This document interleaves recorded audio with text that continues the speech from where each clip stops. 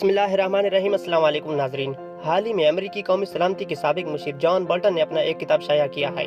John Bolton अपनी इस किताब में पाकिस्तान और हिंदुस्तान के दरमियान फरवरी में लड़े जाने वाले जंग के मुतालिक इंकशाफ किया है कि मकबूजा कश्मीर के जिला पुलवामा में खुदकश हमले के नतीजे में 46 भारतीय एहलकार हलाक हुए तो हिंदुस्तान ने बिना किसी सबूत के पुलवामा हादसे का जिम्मेदार पाकिस्तान को ठहराया, जिसको पाकिस्तान ने दो टोक मुस्तरद कर दिया, जिसके नतीजे में पाकिस्तान और हिंदुस्तान के दरमियान जंग का माहौल बन गया और फिर भारत ने बालाकोट पर हमला किया और नतीजतन भारतीय हथियारों को अपना पेलोड गिराकर भागना पड़ा था।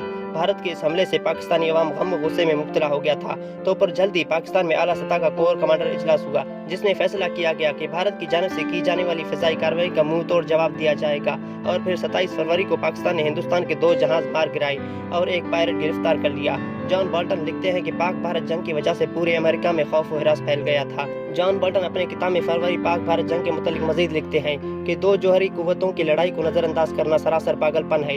इसलिए 27 फरवरी की रात व्हाइट हाउस में आला सतह का इजलास हुआ, जहां अफगान अमन पर बात होना था, मगर फिर जल्द ही पाक भारत जंग इजलास का मरकजी मौजू बन गया। मीटिंग में secretary of state Mike Pompeo, general Joseph और डिफेंस सेक्रेटरी शामिल थे, जो पाक भारत जंग के मुतालिक मालूमात इकट्ठी कर रहे थे और जंग के बाद आने वाले संगीन नताइज से निपटने के लिए फौरी इकदाम का जायजा ले रहे थे। जॉन बोल्टन का कहना है, मगर पाकिस्तान ने सब्र का मुजाहरा किया और जंग के बजाय अमन को तरजीह देते हुए भारतीय पायलट को रिहा कर दिया, जो कि इंतहाई खुश आइन बात है।